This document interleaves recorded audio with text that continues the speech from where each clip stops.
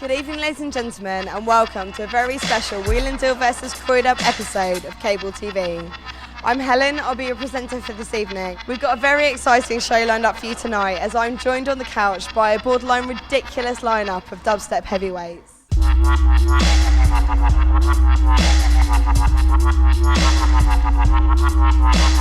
I'm very excited now to be joined by veteran Rinse DJ and 3-deck Don Chef and his partner in crime, Bluesy.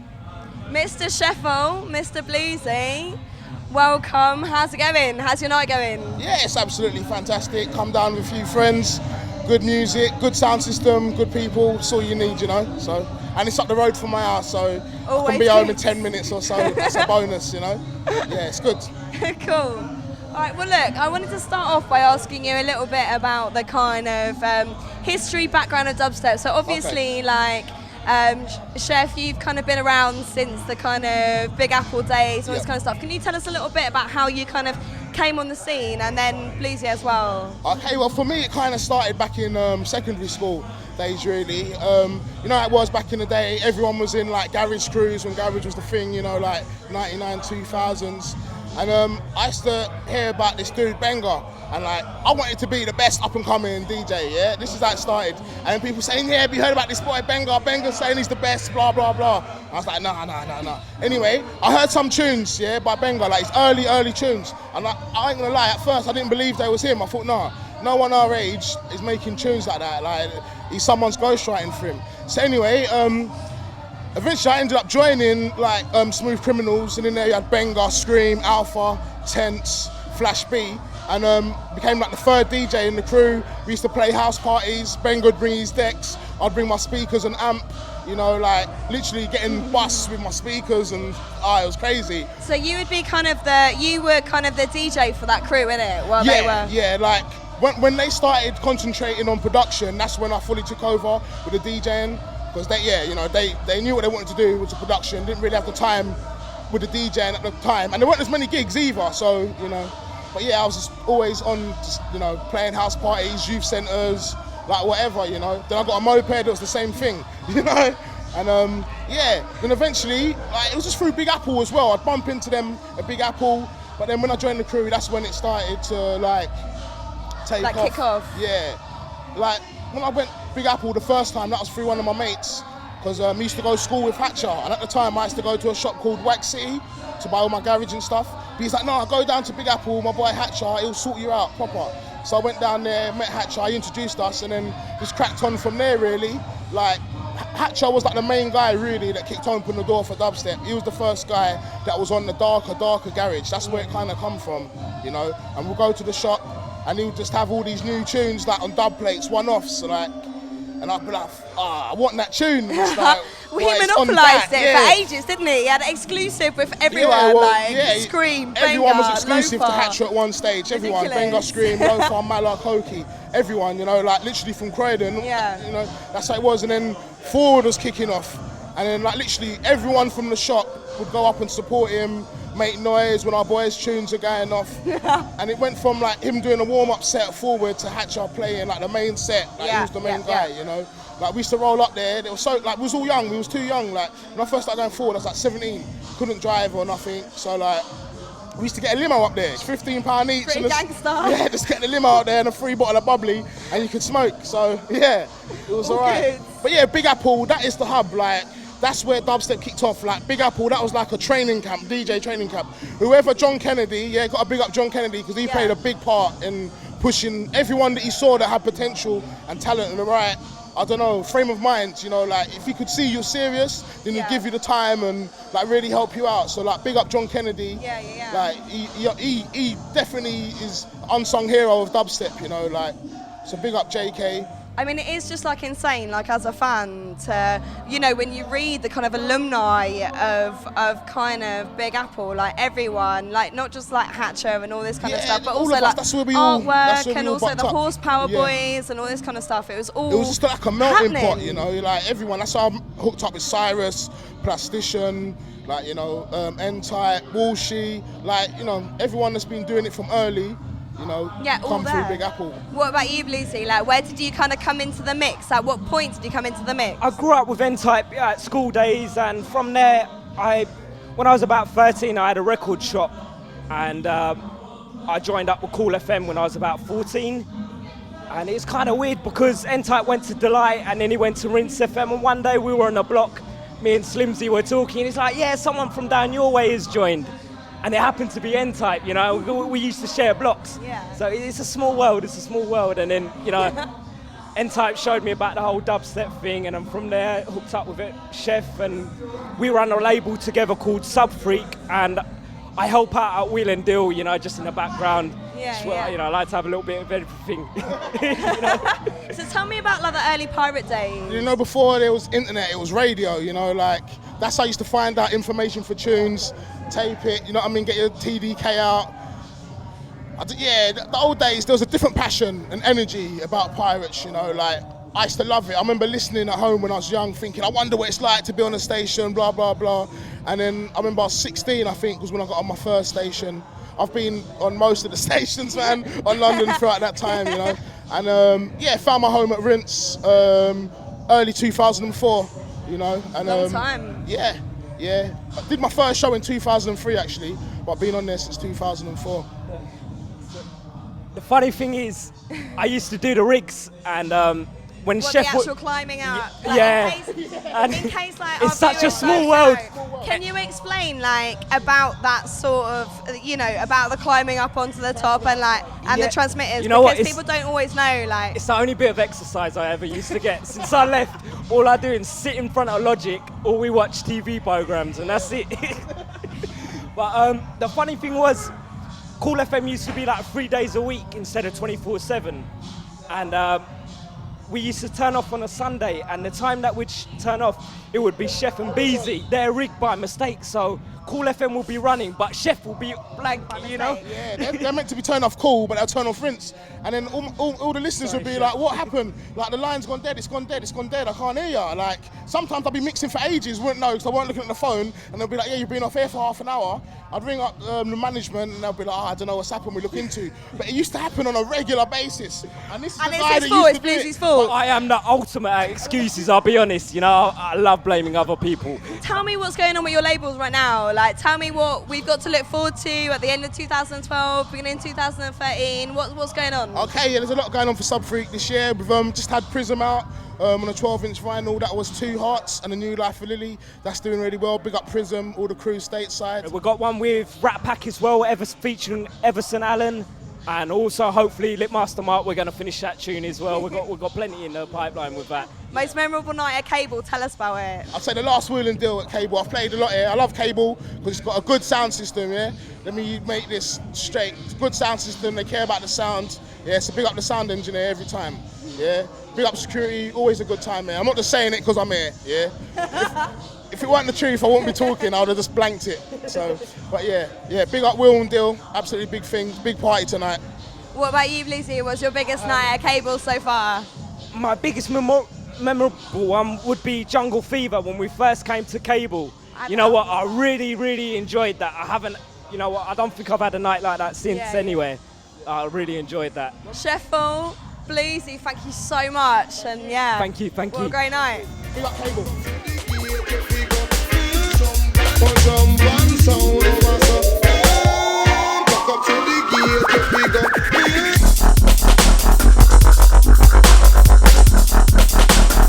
Now it's time to talk to the ravers in the queue, see what they're looking forward to tonight.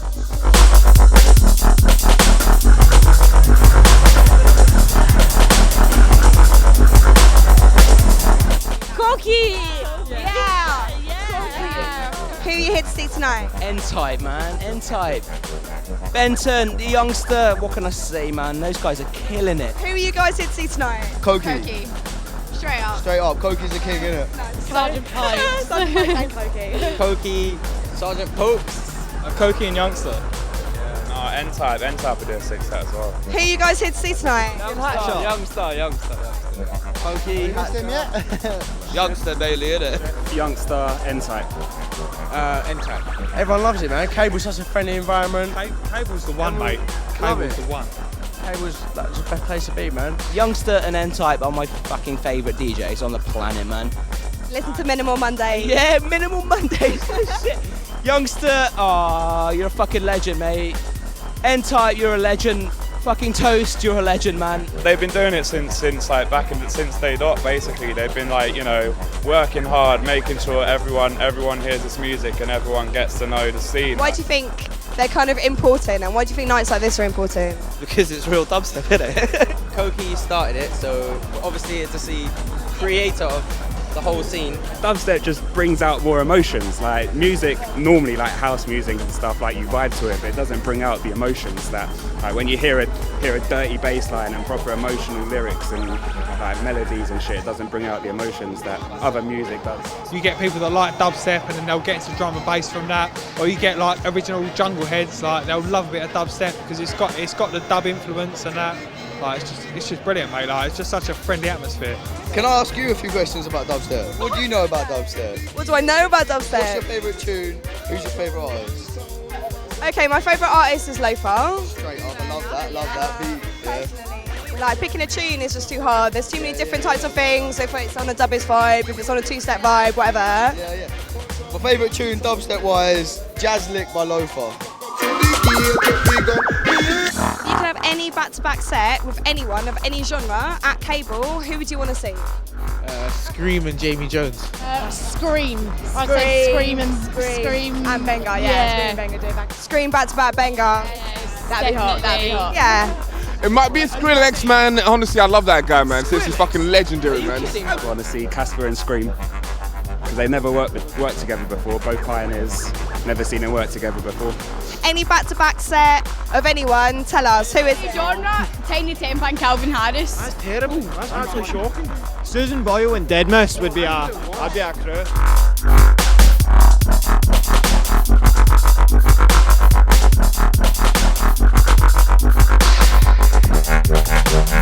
It's about that time of the night. It's time to talk to Security Chris. Let's see what he's got for us tonight.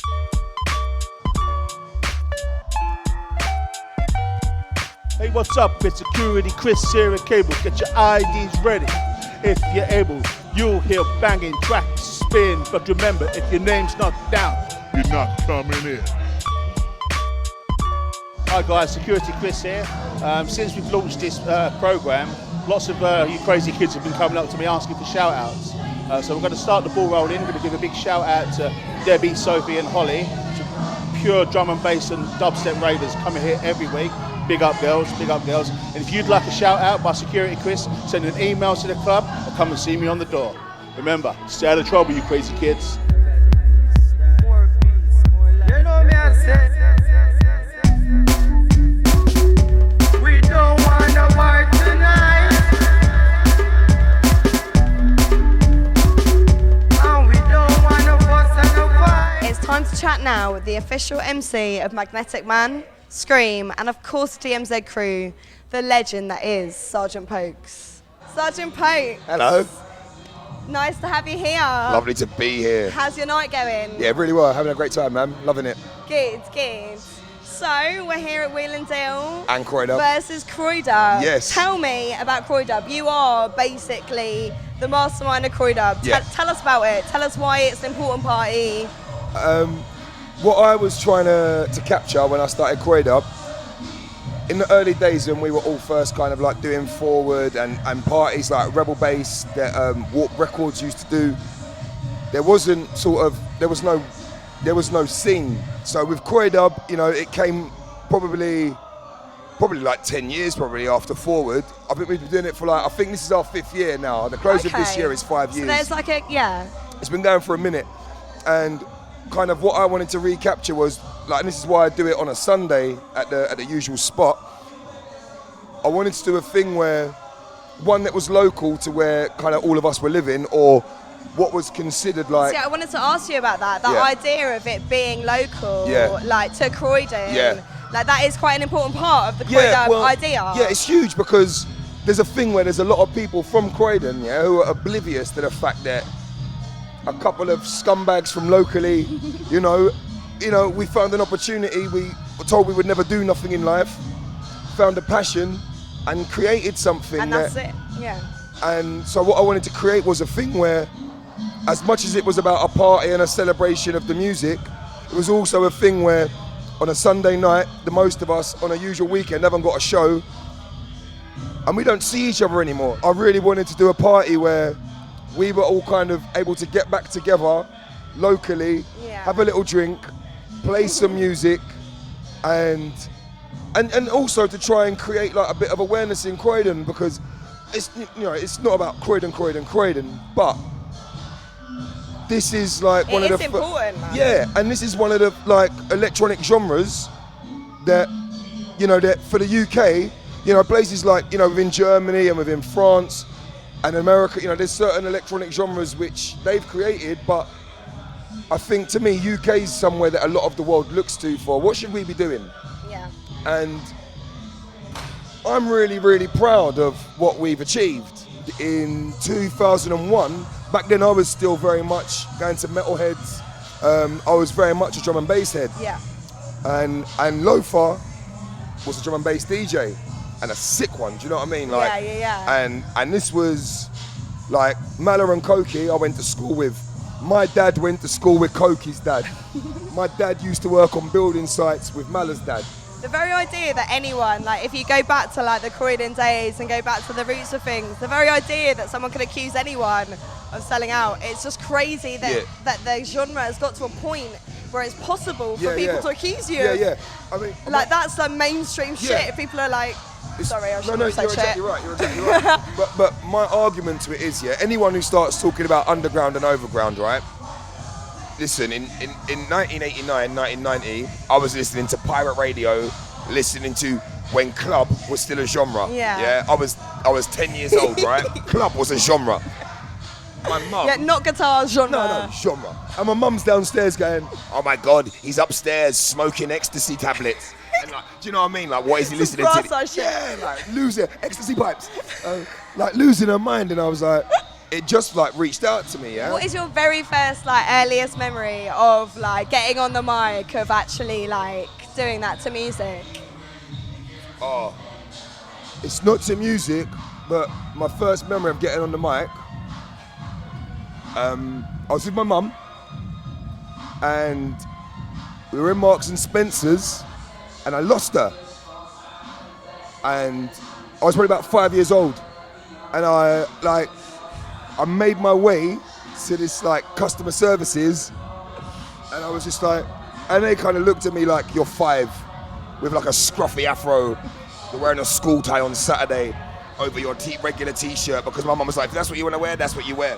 So I was just like, no one would help me, so I just grabbed the mic and I just said, Linda Charles, your son is lost at customer services. That is truthfully the first time I grabbed the microphone, asking for my mum to come and get me when I was about 5. Amazing. A magical journey since then. People put a lot of stock in the idea of kind of genre. What is dubstep? What isn't dubstep? What's bro step? What's like deep? What's dungeon? But then also you've got a lot of dubstep producers looking to house. You've got Scream, like playing disco or bringing Crystal Clear onto his tour and stuff like this.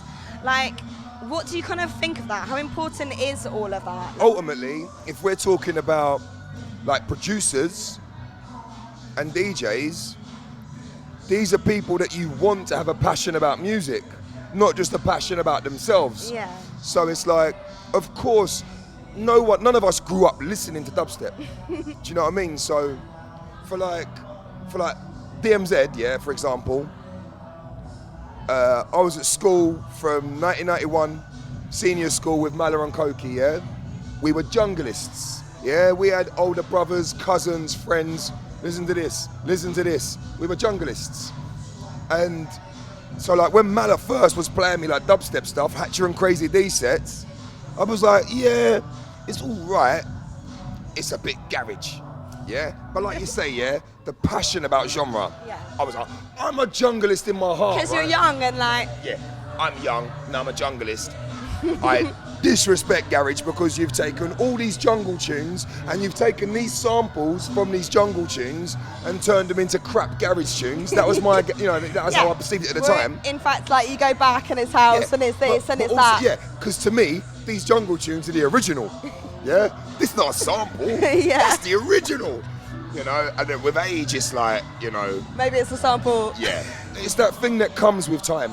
Like I say, Yeah. for me, from the age of 12 to 14, if it weren't jungle, you mug. Do you know what I mean? Like, you mug. Thank you. No, thank you, man. Thank you, Sergeant And thank you to Pope. Cable TV.